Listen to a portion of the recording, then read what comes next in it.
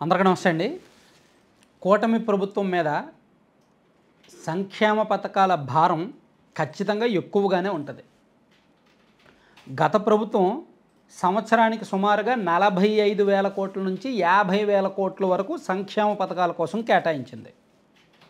కానీ ఈ ప్రభుత్వం ఆ సంక్షేమ పథకాల విలువను పెంచి అదనంగా కొంత యాడ్ చేసి హామీలు ఇచ్చారు. కాబట్టి ఈ ప్రభుత్వం వీళ్ళు ఇచ్చిన హామీలు అమలు చేయాలంటే సంక్షేమ పథకాల కోసం సంవత్సరానికి 65,000 కోట్ల నుంచి 70,000 కోట్ల వరకు ఖర్చు పెట్టాలి ఖచ్చితంగా. సో అందుకే ఈ మేనిఫెస్టో రిలీజ్ చేసిన రోజే, టీడీపీ కూటమి మేనిఫెస్టో రిలీజ్ చేసిన రోజే, బాబు గారు మీకు దండం, మీరు ఎలా తీసుకొస్తారు ఈ డబ్బులన్నీ అని మన ఛానల్లో ఒక ఎక్స్క్లూజివ్గా ఒక వీడియో చేసాం. ఆ వీడియో దాదాపుగా 9 లక్షలకు పైగా హయ్యెస్ట్ వ్యూస్ వచ్చింది మన ఛానల్లో. అదే వీడియో ఏపీ 175లో చేశా. ఆ వీడియో లింకును స్క్రీన్ షాట్ పెడతాను చూడండి. ఎందుకంటే ఈరోజు చంద్రబాబు గారి మాటలు వింటే నాకు అదే గుర్తొచ్చింది. ఈరోజు చంద్రబాబు నాయుడు గారు ప్రెస్ మీట్ పెట్టారు.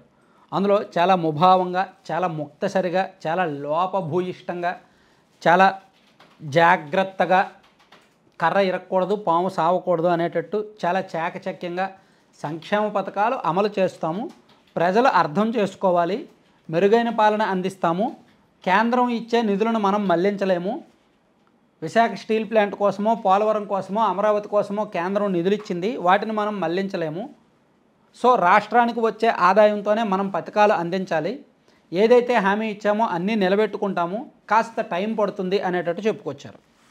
గత ప్రభుత్వం ఆర్థిక విధ్వంసం చేసింది, ఆర్థికపరమైన ఆరోగ్య విధానాలు పాటించలేదు, ఆర్థికంగా అరాచకాలు చేశారు, సో మనం అలా చెయ్యలేము, మనం అలా చెయ్యము అని చెప్తూ చాలా సూటిగా స్పష్టంగా కొన్ని విషయాలు ఆయన చెప్పారు. ఒక పవర్ పాయింట్ ప్రజెంటేషన్తో సహా చాలా క్లియర్గా ఎక్స్ప్లెయిన్ చేశారనమాట. ఎందుకంటే 2 రోజుల కిందట నీతి ఆయోగ్ ఒక రిపోర్ట్ రిలీజ్ చేసింది. అది మన ఛానల్లో కూడా నిన్న వీడియో మనం రిలీజ్ చేసాం. ఫిస్కల్ హెల్త్ ఇండెక్స్, ఆర్థిక ఆరోగ్య సూచి అని నీతి ఆయోగ్ రిలీజ్ చేసిన రిపోర్ట్ని బేస్ చేసుకొని చంద్రబాబు నాయుడు గారు ఈరోజు ఈ ప్రజెంటేషన్ ఇచ్చారు. దీనిలో ఆయన మాట్లాడిన అంశాలు ఏంటంటే 2022-23 సంవత్సరంలో వైఎస్ఆర్ కాంగ్రెస్ పార్టీ వాళ్ళు అధికారంలో ఉన్నప్పుడు 67,000 కోట్ల అప్పులు తెచ్చారు. కానీ అదంతా కూడా దుబారా ఖర్చే చేశారు, ఏది కూడా క్యాపిటల్ ఎక్స్పెండిచర్గా చేయలేదు. రాష్ట్ర ఆదాయం కూడా 17.1% నుంచి 9.8%కి తగ్గిపోయింది. అంటే ఆదాయం బాగా తగ్గింది, వడ్డీ కూడా 15% వరకు పెరిగింది. ఇవి కాకుండా ఆఫ్ బడ్జెట్ బారోయింగ్స్ కూడా పెద్ద మొత్తంలో జరిగాయి. వైకాపా హయాంలో ఎక్కువ వడ్డీకి అప్పులు తెచ్చిన కారణంగా ఇప్పటికీ మన మీద వడ్డీల భారం ఎక్కువగా పడుతోంది. 2022-23లో 7,200 కోట్లు మూలధనం వ్యయం చేశారు, ఒక్క జలవనరు ప్రాజెక్టు కూడా పూర్తి చేయలేదు. 2014-19తో పోలిస్తే గత 5 ఏళ్లలో మూలధన వ్యయం 60% మేర తగ్గిపోయింది. ఫిస్కల్ హెల్త్ ఇండెక్స్లో ఏపీ 18వ ర్యాంకులో ఉంది. వృద్ధి రేటు లేకపోవడం వల్ల రాష్ట్రం 7 లక్షల కోట్ల మేర నష్టపోయింది.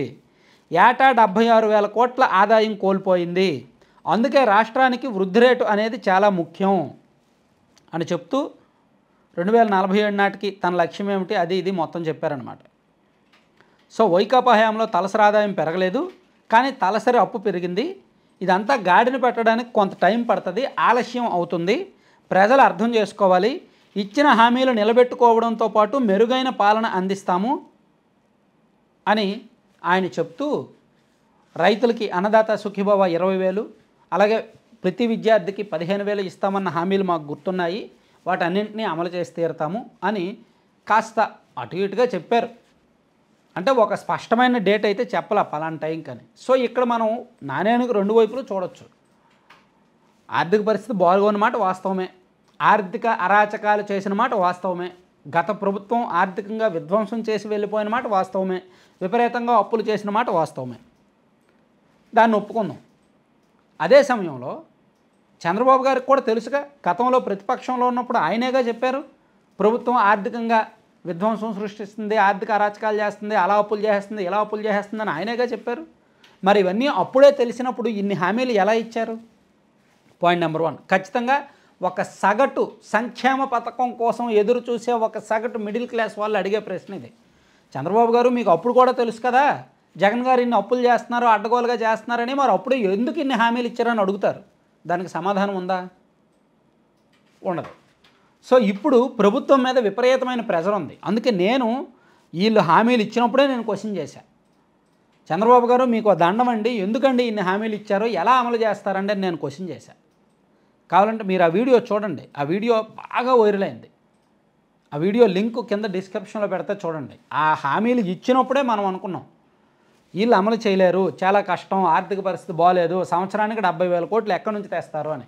సో ఇప్పుడు అదే జరుగుతుంది, కళ్ళెదురుగా అదే ప్రభావం కనిపిస్తుంది. సో దీని మీద ఇంకా కొంచెం డీటెయిల్డ్గా రేపు ఎక్స్ప్లెయిన్ చేసి ఒక స్టోరీ చేస్తాను. Thank you.